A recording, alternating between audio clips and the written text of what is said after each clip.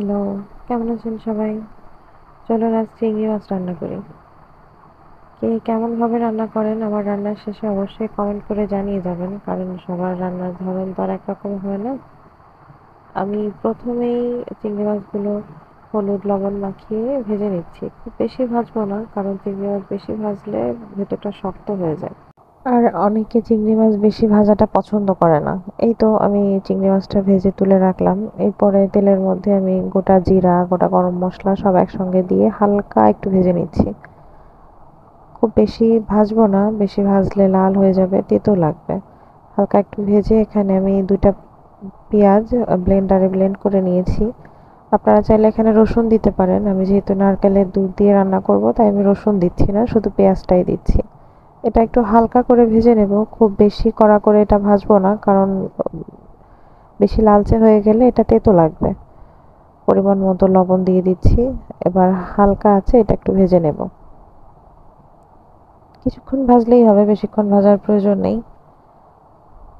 তারপরে দিয়ে দিচ্ছি জিরার গুঁড়া, মরিচের গুঁড়া, গরম মশলার গুঁড়া, হলুদ গুঁড়া সব একসাথে দিয়ে প্রথমে একটু হালকা নাড়াচাড়া করে ভেজে নেব, মশলা যাতে পুড়ে না যায়।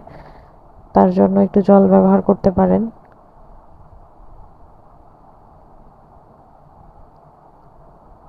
একসঙ্গে কিছুক্ষণ ভেজে নেওয়ার পরে দেখবেন উপর থেকে তেল উঠে আসছে। রান্নার সময় যতটা ভালো করে আপনি মশলা কষাতে পারবেন, আপনার রান্নার টেস্ট তত বেশি ভালো আসবে। এটা আমার ব্যক্তিগত মতামত আর কি। এবার আমি কিছুটা ঘরে পাতা টক দই দিয়ে দিচ্ছি। ফেটিয়ে রেখেছিলাম তো, এজন্য একটু পাতলা হয়ে গেছে। ব্যাপার না, ঘরে পাতা তো হেলদি হবে। টক দইটা দিয়ে দেখুন কষানোর পরে উপর থেকে তেলটা উঠে এসছে। এভাবে তেলটা উঠে আসা পর্যন্ত একটু জল দিয়ে দিয়ে বারবার করে কষিয়ে নেবেন। যতটা ভালো করে মশলা কষানো হবে, আপনার রান্নার টেস্ট অনেক বেশি ভালো হবে। এবার আমি ভেজে রাখা মাছগুলো দিয়ে দিচ্ছি, কিছুক্ষণ নেড়ে চেড়ে নেব, যাতে মাছের মধ্যে গ্রেভির একটা টেস্ট চলে আসে।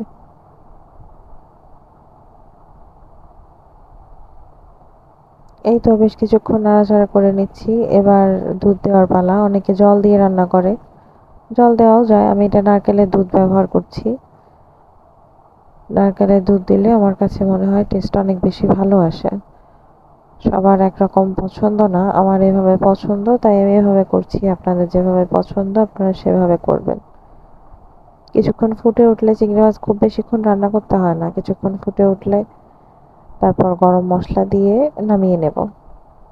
এই তো হয়ে গেল আমার টেস্টি টেস্টি চিংড়ি মাছ রান্না। কে কিভাবে রান্না করেন আমাকে অবশ্যই কমেন্ট করে জানাতে ভুলবেন না।